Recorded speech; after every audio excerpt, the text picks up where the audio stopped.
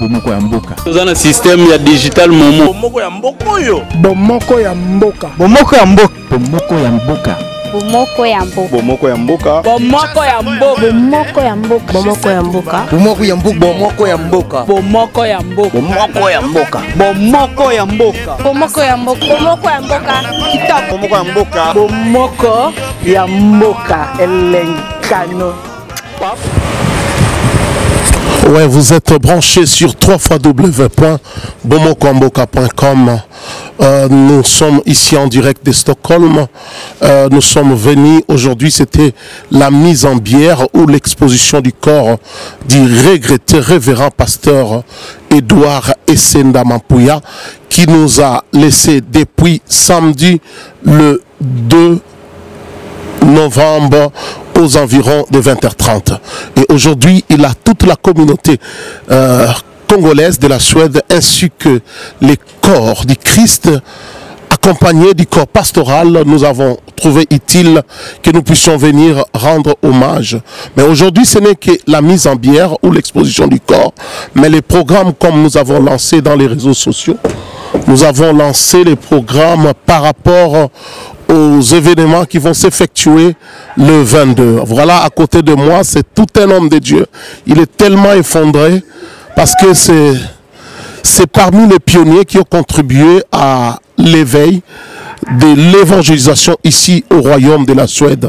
C'est vraiment un pionnier de l'évangile, un aîné, un homme bien qui a ouvert les portes à tous les hommes de Dieu qui sont nouvellement arrivés dans la ville de Stockholm. Vraiment, nous sommes effondrés, nous sommes équerrés, voilà. Nous demandons vraiment que vous puissiez nous assister dans vos prières. C'est pas facile de perdre un géant, un baobab, le visionnaire de l'église Les Rochers, c'est lui qui nous a laissé. Ici, nous sommes devant cette salle où il y a l'exposition du corps. Comme vous savez, nous respectons les protocoles. C'est strictement prohibé d'entrer à l'intérieur pour filmer.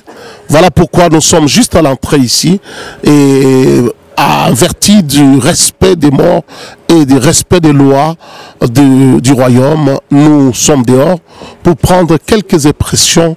Voilà, la communauté, l'église, les hommes de Dieu, la famille. Vraiment, c'est écœurant.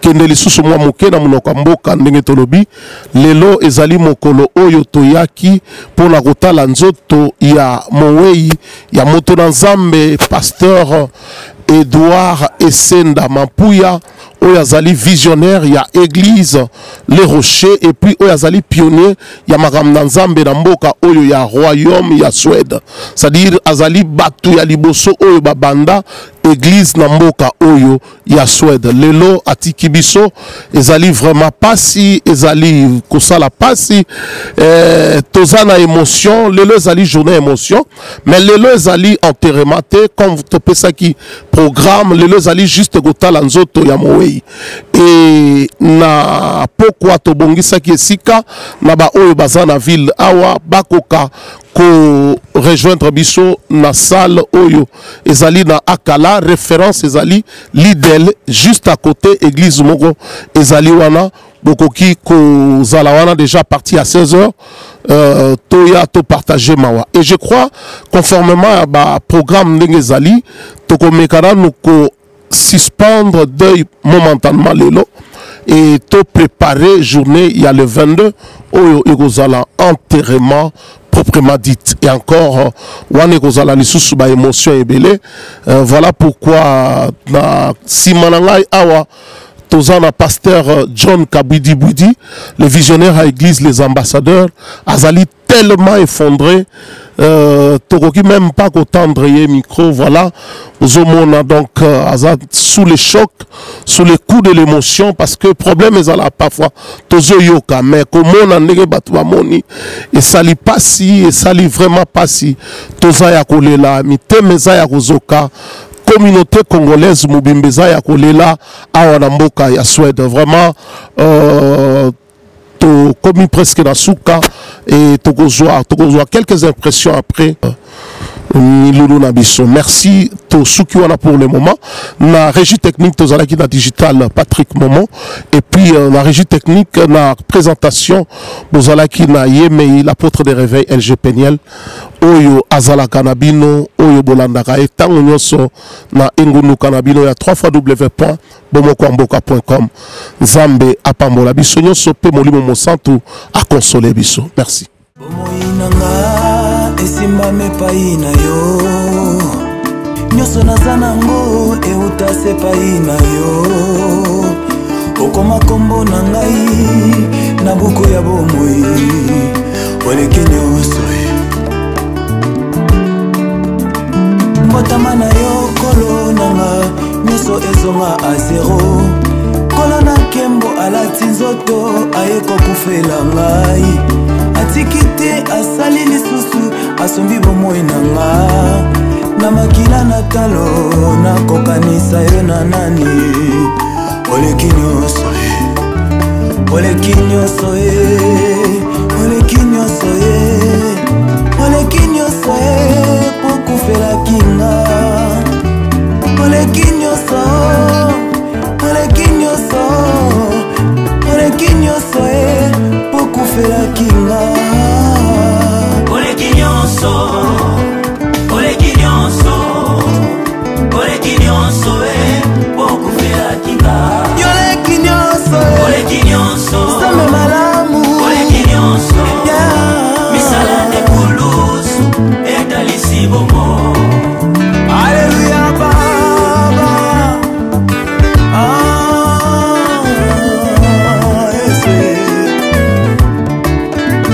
bisika nyonso olekaka otikaka bilembo Yesu olekaka tina Ester Ester akomaki reine Marthe na Marie libondeli nini basalaki te mpo ndeko na bango Lazare abika metango oyo yaki Lazare asekwaki Nzambe tala bilembo yo ozalaki na yo oleki nyonso oleki nyonso oleki nyonso oleki nyonso pokufelaki nga oleki nyonso oleki nyonso misala de kulusu etalisi bomo namona bikomba Yesu bazwa bana babetelanga lisolo tenga moko namona na miso namona bato mosusu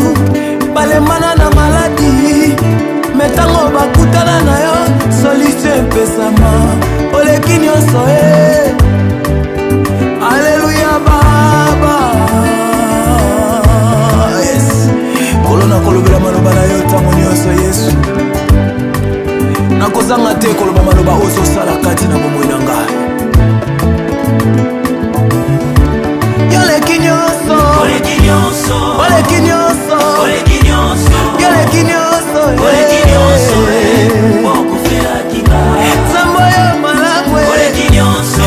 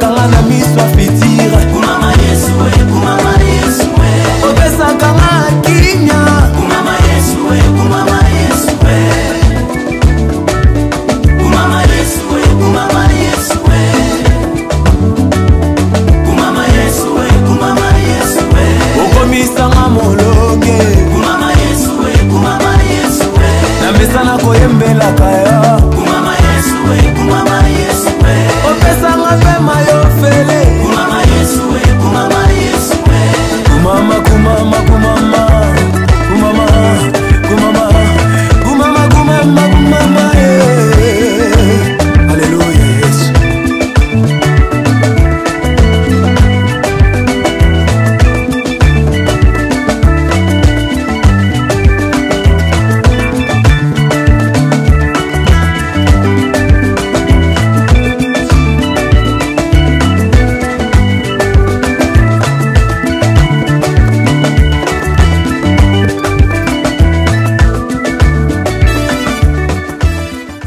Vous êtes branchés sur www.bomokwamboka.com dans une édition spéciale que nous présentons ce soir.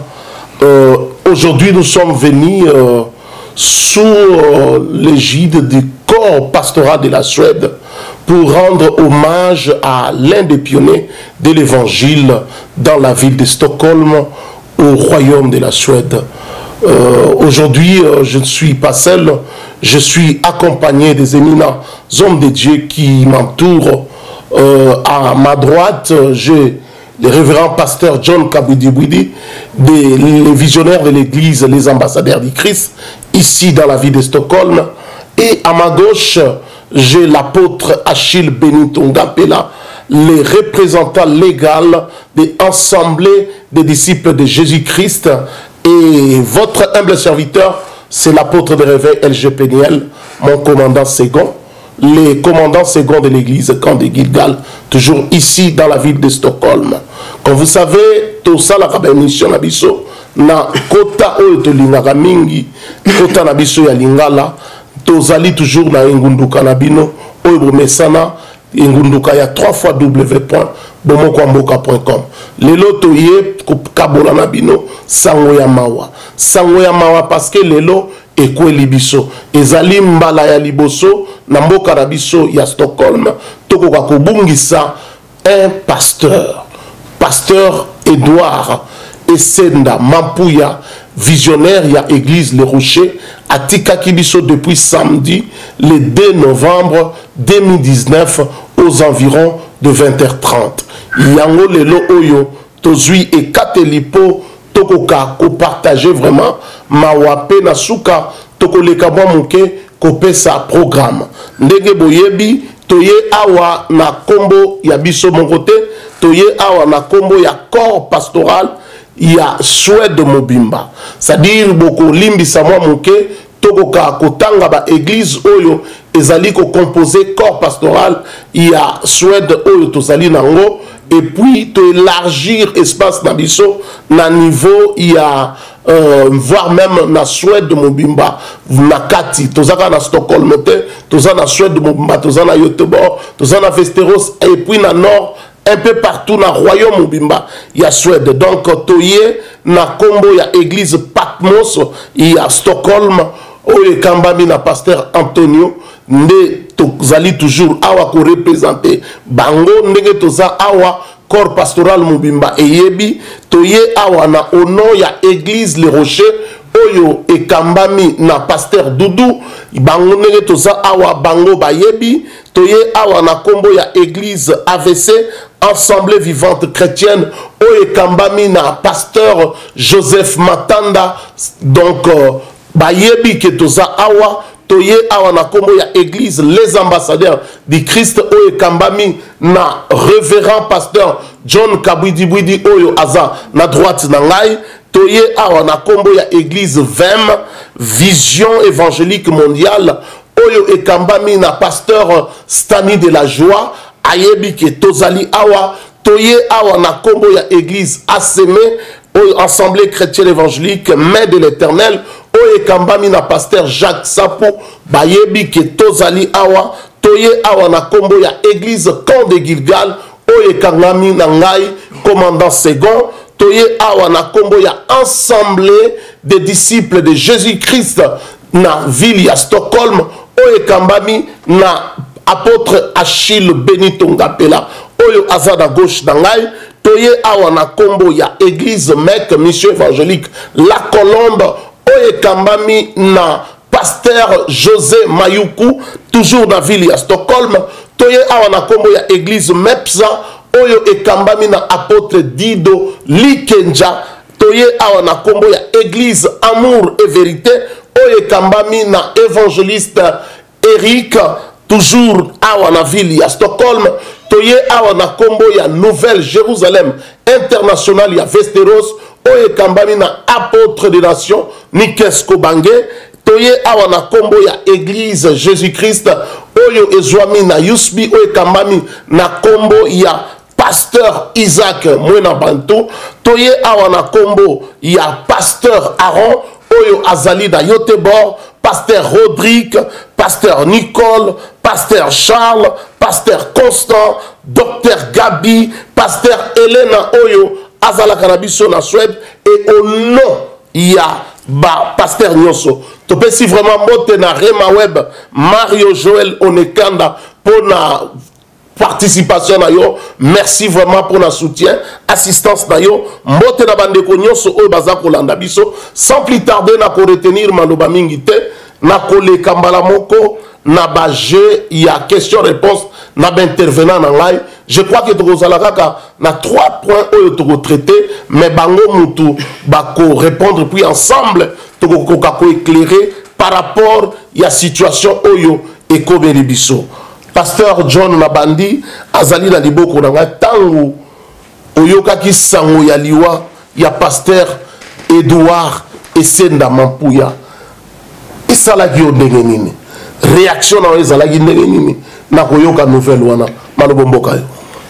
Merci pour la parole. Je pense que nouvelle, il y a décès, il y a pasteur Edouard Esende. C'est vous-même qui m'avez donné la nouvelle, tout ça. Il qui très bien que j'étais vraiment effondré. On a ressentir et puis pour entendre que Moussa Nzambe a Koufi. Ce n'était pas facile de pouvoir supporter parce que pasteur Esende, c'est la personne avec qui tu travaillais dans Nagat Namboka Oyo. Nous avons cheminé ensemble dans Nagat conseil, il y a serviteur de Dieu Nagat Namboka Oyo. Il est parmi les pionniers. Nagat Namboka Oyo, bateau, fongola, porte, na basala Nzambe belé. Nagat Namboka na Stockholm, enfin que basala Msala Nzambe. Donc nouvelle il y a décès naé et ça qui vraiment tristesse pour Natina Nanga. Il y a qu'on comprendre que non, c'est la toute première fois où tout le monde fait la Msala Nzambe Nagat Namboka na Stockholm. Vraiment, ezali pas si parce que ezali mbala ya liboso pasteur na communauté na biso batamangala akoka kufa. Vraiment na poser la même question na apôtre Achille Benito Ngampela oyo azana gauche na ngai apôtre tango oyoka ki nouvelle oyo ya liwa ya pasteur Edouard Esenda Mampuya. Réaction ezalaki ndenge nini? Bon, quand on a eu une nouvelle, vraiment c'était difficile. Vous savez, il y a des douleurs, pas si haut, des fois difficile à exprimer. On n'avait pas quitté, il fallait comment, sentiment bizarre. Donc c'était vraiment quelque chose de difficile, étant donné que je garde beaucoup de bons souvenirs. Et le Monae, je crois que c'est la première du les premiers du pasteur, la première des églises où on a prêché dans Stockholm quand je suis arrivé. Donc c'est les Rochers. Donc c'est lui qui m'a reçu pour la première fois. Il m'a laissé la chair à Salim Moussa dans cette église. Donc je garde beaucoup. Et puis c'est lui qui m'a téléphoné pour me dire que l'apôtre, j'ai appris que Osaï Nakatiamboka vient pour partager la parole. Donc c'est un homme de Dieu où on avait des bonnes relations. Donc, nouvelle, il y a décès, naïe, vraiment, il a qui vraiment difficile. Nous n'avons pas vraiment qu'au situer en côté. Vraiment, c'est très dur, c'est très dur, c'est très dur pour Nangaï et puis pour la bande de Belé. Donc, on a toujours ces sentiments bizarres, étant donné que c'est la première, comme le passage John a le Bango, pour la première fois que tout perdre un pasteur dans notre communauté, il y a trop d'émotions dans l'Iwana. C'est très difficile. Mais c'est vraiment un choc. Vraiment, ezali pas si biso corps pastoral ya Suède, tozali na mawa, corps du Christ en général, tozali kolela ya biso pasteur, papa na biso, collègue d'Abisso Oyo, Asili Kotika Bisso, Namboko Oyo. Boyebi ke mutu oya tiki biso azalaki mosali na Nzambe. Biso tokozonga toujours mingi na makomi kolandisama ndenge makomi na Nzambe lobi ke bolela na ba circonstances nyonso ya bomoi na bino ta pour moi beaucoup misaka toujours Nzambe. Alors pasteur John Arozonga lisusu epana yo message nino koki ko apporter na famille na église corps du Christ en général et puis na corps pastoral où les alliés mobilisés na tous sa limite pour que eloko yo tokoka vraiment kolela pe ko honorer homme de Dieu tolingi vraiment que funérailles oyo ezala digne de son rang étant que un lieutenant Yanzambe oyo atiki biso na mboko oyo soko kuiko la caméra ou adresser un message fort et puis ou encourager toujours Libota où les alliés vraiment effondrés. Donc, message est que la situation est arrivée. Effectivement, nous sommes déterminés et engagés. Il y a collé la pasteur Edouard à grand bruit parce que vous savez que c'est un homme très ouvert. L'apôtre vient de le dire parce que pasteur Edouard, il avait ouvert la porte dans le serviteur surtout. Vous allez même remarquer, même le chantre c'était Edouard, tout ça. Depuis qu'il est tombé malade, vous voyez qu'il n'y a pas de chantre qui arrive. Il avait cette initiative-là et ça l'a grâce à cause de cela, nous sommes vraiment mobilisés et nous demandons à tous les enfants de Dieu, l'église, la mission à Stockholm, toute tendance confondue, mobilisée comme un seul homme, en fait que nous, Touya Koulela, pasteur Nabiso Edouard ou Alali. Parce que Bible Zolba, Paul Azoloba Nakatia de Timothée, chapitre 4, verset 7. Azoloba que non, j'ai combattu le bon combat, j'ai achevé la course, j'ai gardé la foi. Désormais, la couronne de gloire me réservait. Je pense que pasteur Nabiso Essende, il est parti, mais il y a une couronne de gloire qui lui est réservée. Quelque part, nous avons donc déjà gagné une âme devant le Seigneur pour le jour de l'avènement. Je pense que les autres, on a besoin de la tristesse parce que nous avons perdu une être, ou azalaki papa, ou azalaki grand frère, ou azalaki collaborateur, nabiso, ou azalaki ensemble, nabana, tout ça. Sur le plan, il y a des autres, là. Mais sur le plan spirituel, ton père était, donc on verra donc le serviteur de Dieu les jours de l'avènement.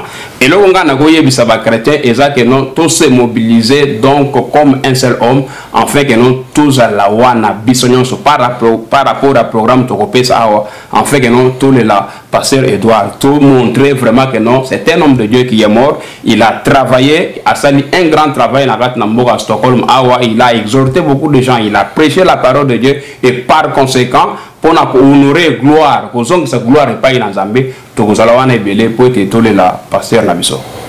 Merci beaucoup vraiment. Tozalawana et Belé, Potokoka, Kole la pasteur Nabiso, Edouard Essenda, Mampouya, le visionnaire de l'église Les Rochers, Oyo Toko accompagné na dernier demeure naye, programme Ekoya, mais Toko le Kalissus Tangamboya, apôtre Achille Benito Ngapela, que la moi maloba a sa message na église corps du Christ en général, na corps pastoral où ils ont effondré, na libota et encourager les amis où ils na ba connaissance oyo bayebaki et puis tobo sanate la communauté congolaise. Il y a qu'une seule communauté. Ba groupe ekoki kozala ebele, ba parti politique ekoki kozala ebele, ba église, ba rassemblée ekoki kozala ebele, ba foreigning ou ba association ekoki kozala ebele, mais la communauté congolaise ezalaka moko. Donc communauté congolaise ya Suède ezali na matanga. Tozali kole la pasteur papa message de nokoki ko apporter otali caméra olobera biso. Merci Thomas Peniel. Message à quoi apporter dans Bandekonios Bazolanda Biso de partout, puis à Stockholm, Suède, Scandinavie. Ils ont toujours complété où le pasteur John Autikoloba.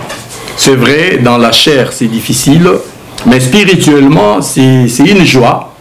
Parce que, au début, souvent, ce qui me donne beaucoup de la joie, c'est parce que tout le monde a rassugi même Batumsu, Bazaki, Batuanzambe, Bachante, Bakoufi, au monde a peut-être un mot comment où est là-bas. Les musiciens qui comment où est là, mais dans la Bible, quand Moïse est mort, On a dit que l'ange de l'Éternel, Michael l'archange, a écoué l'accord. Il y a Moïse, n'a diable. Mais c'est l'ange de l'Éternel, c'est-à-dire Michael l'archange qui a remporté. C'est-à-dire, ce qui nous donne la joie,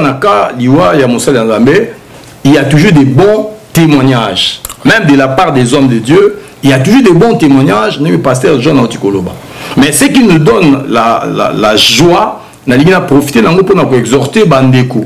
Même au bazé peut choquer le Kolabiso, ils ont même l'air Moïse à Koufaki, tu veux regretter qui, à côté Kanante. Et Dieu a retiré Moïse, mais juste après la montagne de transfiguration, tout le monde Moïse a réapparaître.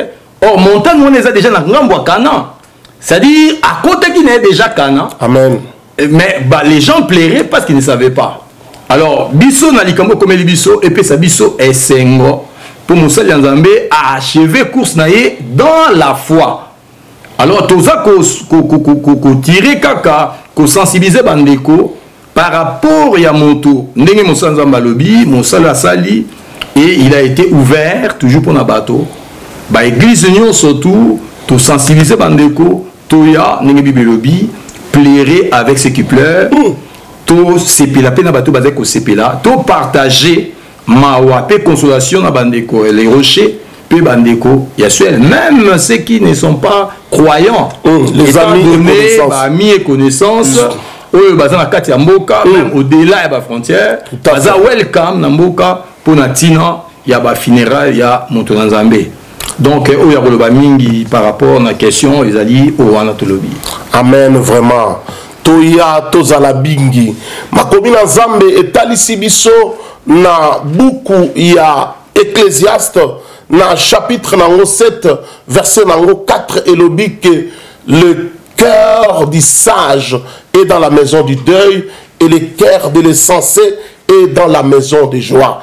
Je crois que biso ba oyo tozali na boanya mitema na biso mingi ezalaka nde na ndako ya matanga biso tozali na matanga corps pastoral il y a Stockholm il y a Suède en général tozali na matanga ya biso collègue ya biso frère ya biso oyo azalaki collaborateur na biso oyo afungolaki ba porte ba chantre. Je crois que mort na ye ekoki koleka inapercité.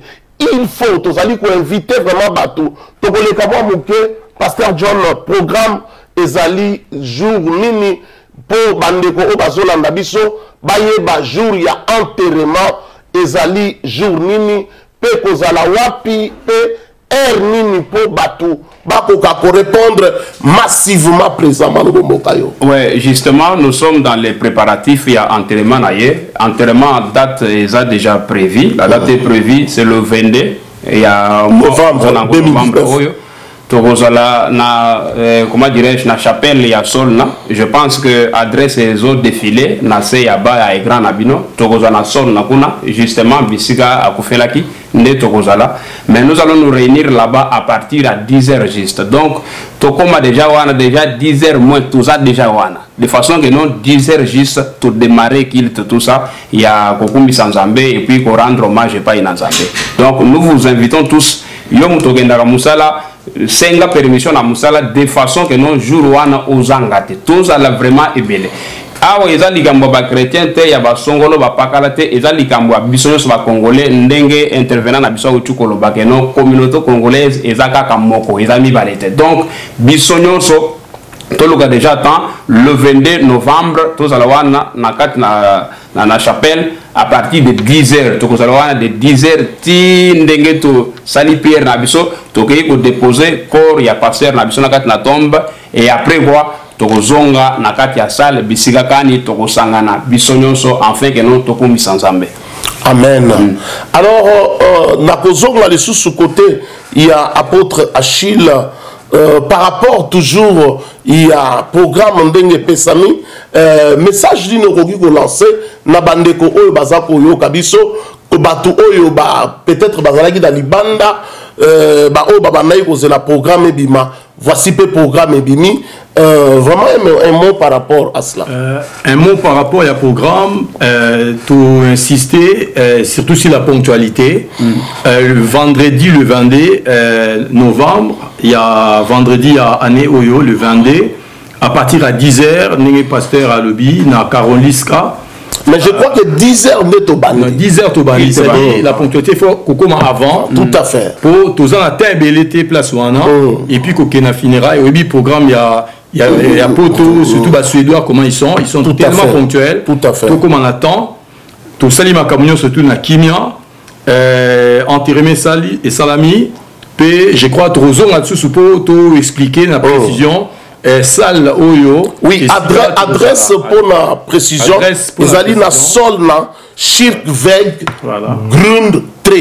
Donc, Solna, Schirkweg, Grund numéro 3. Voilà. Donc, enterrement Pesakaka, na Schirkweg, il y a Solna en face, il y a Karolinska, il y a l'hôpital. Et donc, Tourozalawana. Et puis, tu peux confirmer sous lieu où tu peux se réunir après. On va passer une journée, l'église Nyon surtout, tu vas pasteur Nyon surtout, Nyon surtout, tu peux ça lieu, et na précision sur toute la journée, tu peux ensemble en famille, pour partager, pour consoler, Libota, et puis Veuve ou Yatikali, na Bana. Là où vous faites allusion, il y a place Toro Sangana après enterrement. On reviendra avec des informations précises. D'ici 2 jours, 3 jours, on reviendra avec des informations précises. Bissiga Toro Sangana après cimetière. Alors, Bissoto Ligito Bakissamwa Mouke, toujours par rapport à programme, Awa Tozali Mouke Kosala appel d'aba chantre chrétien, il y a toutes les assemblées qui s'y trouvent. Même Oyo Baza indépendant. Vraiment, Tolingi participation na bino. Tolingi et que beaucoup ka rejoindre frère Nico. Oyo Azali responsable, il y a programme Oyo. En tout cas, Tolingi que Tolela, pasteur Edouard, na dimension Oyo, il y a un homme de Dieu et ville à Stockholm va sentir que oui, en tout cas, l'église corps du Christ est allée toucher et baleli Moussali dans Zambé. Voilà pourquoi tu as senga na bino et puis tu sengi na frère Nico na organisation na ye bako kakokoma na salle tout au plus tard 9h15. Tu l'as mise en place et ça l'a bien avant. Tu éviter na nous babilo kwa mike o ezalaka et bokomi déjà micro ye bafle synthé vraiment frère Régide pasteur Chinyama Alain Moati, frère Belli, frère Jogar, frère Nyoswande, Drumer Nabiso, Nyonso, frère, en tout cas, Boleki Telme Belé, Bokolimbisa, chantre, sœur Nabiso, Oyo Bayembaka, bo s'associer na journée Oyo, vraiment, ezali journée moko, il y a mobilisation, tous azimuts, pour Nabiso. Communauté congolaise, boyebi papa wana ndenge azalaki, abandaki ko sunga kakate, ba chrétien, même ba tebele, je crois bozala ba témoignage par rapport nango. Wana ezalaki très important, vraiment na moni évangéliste Jéroubal, Boaner Gicheri, vraiment ba motebele apôtre Moïse Didoli Kenja, esiko zali tomoni prophète Mbuku Kasongo Ezekias, Alain Moati, Gino La Obama, Mario Clara Marcousson, vraiment Bamote Belé, les deux qui juste speech ya Mokuse. Alors pasteur John, on a reçu qui ça, l'ilo banana souka par rapport ya speech Oyo. Non, c'est jour wana et kozala donc célébration à Mounene. Amen. La célébration togolé là et puis togo célébrer. Je pense que ma pasteur nyonso ba kozala et puis ba surprise kozala po oya konfia à pasteur. Tout à fait. Je pense que toza vraiment mobilisé à un niveau très élevé, to sengi bino kozala ibelé et puis tozo compatir na famille où ils allaient vraiment éprouver. Maman na biso mado na bana nyonso na famille nyonso du courage nzamba sunga biso parce que David avant Koufa ayebisa ki mona na ya Solomon tout ça que non je m'en vais vers le chemin de toute la terre. Fortifie-toi sois un homme. Yes. Donc Nzambe a fortifié bino, Nzambe a pese bino makasi Oya lakana vie na bino ete ekosalema dans le nom de Jésus parce que yé azali oyo a pourvoyaka même s'il n'y a pas de parents. Grâce à Nzambe eza elongo na bino. Amen. Tozongina epai apôtre Achille Benito Ngapela parole na yo par rapport ya speech ya lelo moi liloba ya suka oyo koki ko pambola libota oyo bazola na yo otali ba caméra na biso. Bien, merci. Merci beaucoup. Liloba Souka Nakoko Loba, Ezali, essentiel pasteur John Asialobi, mais là on a beaucoup insisté. La Bible, via fils des prophètes, à Tikala qui avait un homme, deux rois, à Koufaki, et puis, Batoba Nyongo, Bakoma Kodana Mouassinae. Et puis moi, signé à Kepa, prophète Élisa Lobi, mon mari était l'un des fils des prophètes, il est mort. Donc, nous sommes entourés fils des prophètes, Babunga, puis à Tikali Banyongo, Bazo Ingaba, confisqué Bana. Mais son mari, c'était un serviteur, ou la salle qui peut nous parmi les fils des prophètes. Et là, on a beaucoup exhorté, Tobo s'en a veuveté, Tobo s'en a famille n'a été, Kaka pour na l'éloté, pour na l'obité, pour na musala, mobali na randaki, pour na mboka, pour na communauté, puis pour na ba église. Donc, tout soutenir famille nae na katia prière, ils ont très difficile, mais nous croyons que Dieu va les aider. Donc, il y a un peu de ça. Bon, l'obité, s'il y a des gens qui veulent soit assister, tout ça, ils vont. Mais il y a un autre tout à fait, Wade Zalaki, parole, merci beaucoup. Pasteur John. To bandida nukosala oyebi eloko nyonso œuvre humaine et sengaka organisation. Alors makomi boyebi ndenge tozana poto makambu nyonso etambolaka de père na misolo. Tozali ko lancer vraiment un appel vibrant na bandeko nyonso oyo bazali na bonne volonté bakoka ko soutenir musala oyo. Ba oyo ba moni que pour votre information ba oyo ba koki kozana part na bango ya contribution ozala mwana na Nzambe ozala moto na Nzambe bokoka ko contacter pasteur Antonio ya église Patmos pona koyo nyonso etali contribution financière na bino ekozala le bienvenu tokozanga te tokozonga toujours na plateau na biso ya www.bomokwamboka.com pour na sala rapport pe ko remercier bino. Ça sera la première et que loko salami tozonga tope sa compte rendu. Ndenge Thomas Achille alobi veuve oyo mama Mado moe mwasi ya pasteur Esende et de Mapuya Edouard oya tikibiso totikayete tozala kaka te que non.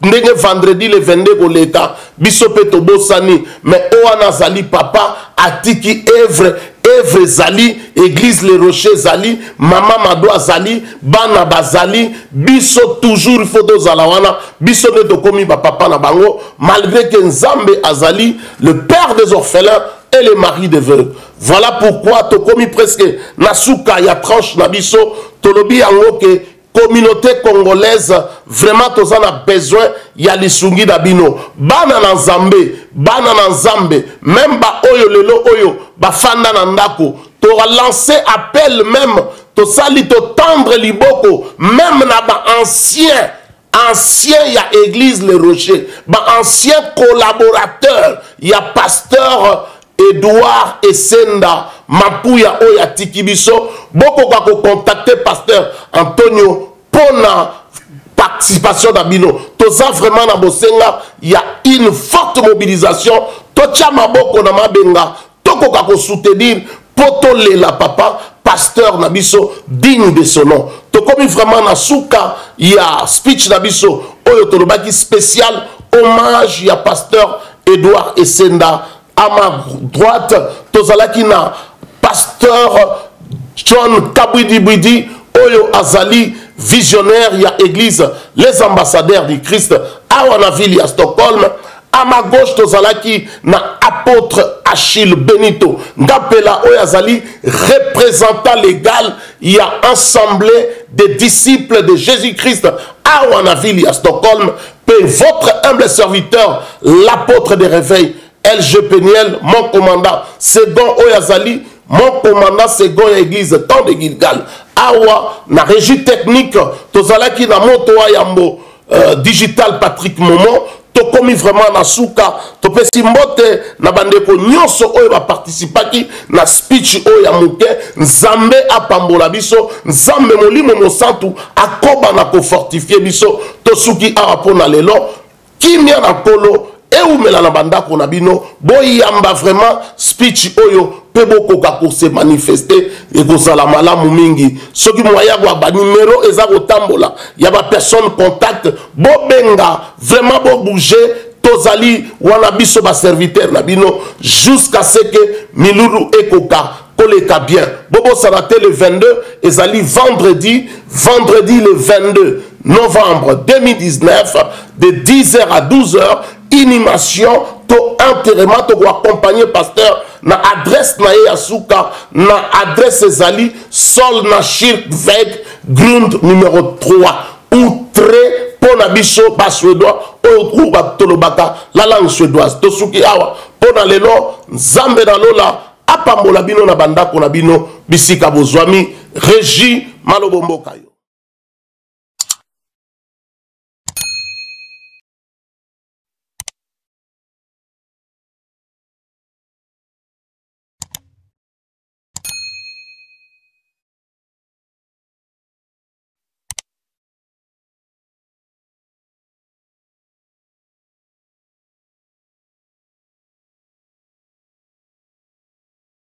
Bomoi nanga esimbame pai na yo nyonso naza nango euta se pai na yo okoma kombo na ngai na buku ya bomoi oleki nyonso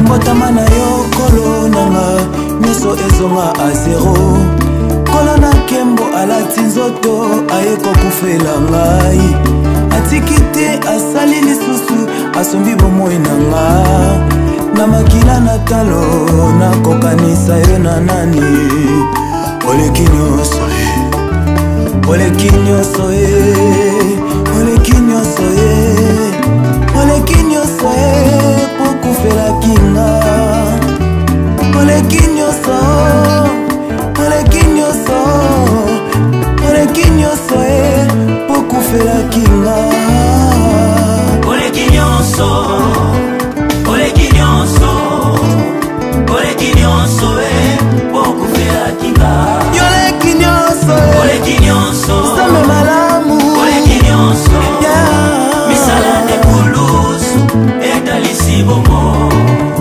Alléluia baba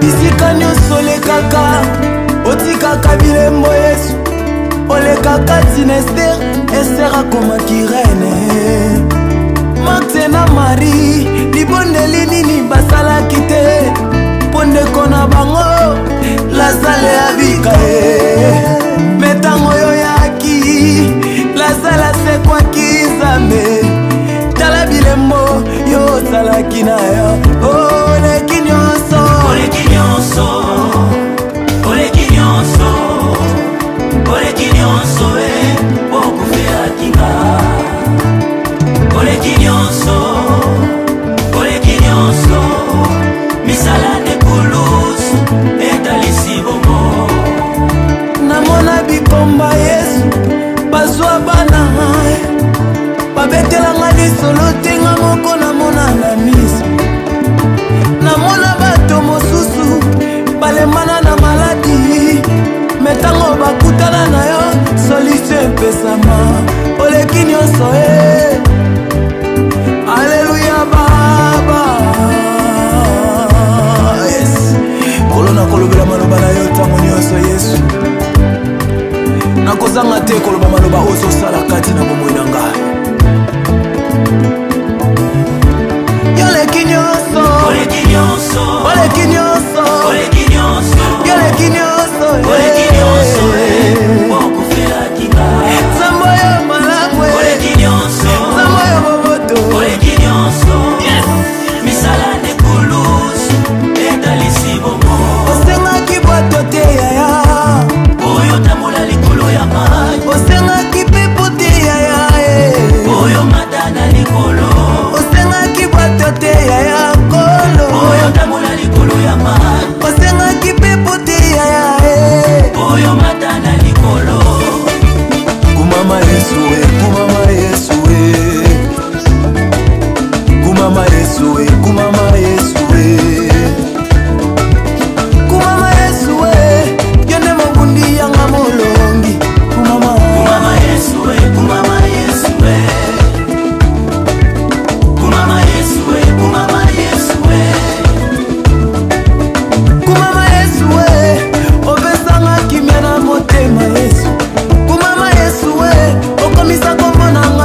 nga nakoma te kumama kumama Yesu na ngai kumama Yesu kumama Yesu otalaka nga na miso afitira kumama Yesu opesaka nga kimia kumama Yesu kumama Yesu kumama Yesu kumama Yesu kumama Yesu kumama Yesu okomisanga molonge kumama Yesu na mesa na koyembelaka ya kumama Yesu opesanga pema yo fele kumama Yesu kumama kumama kumama kumama kumama kumama kumama kumama kumama Haleluya Yesu